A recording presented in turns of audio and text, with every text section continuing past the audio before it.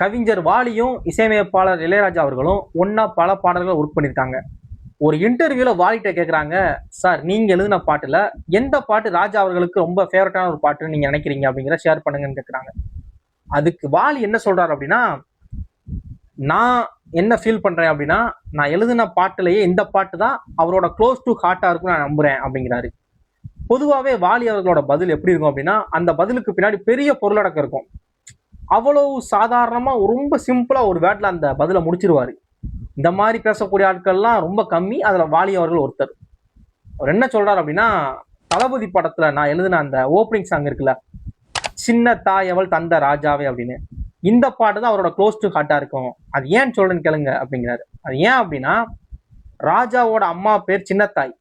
நான் அந்த லைன் என்ன எழுதியிருக்கேன் அப்படின்னா, சின்ன தாயவள் தந்த ராஜாவேன்னு எழுதியிருக்கேன்.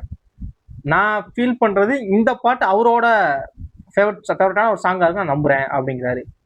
இதுக்கு முன்னாடி மீம் பேஜ்லயோ இதுல ஒண்ணுல இவர் சொல்றதுக்கு முன்னாடி யாருமோ இந்த விஷயத்த டீகோட் பண்ணவே இல்லை.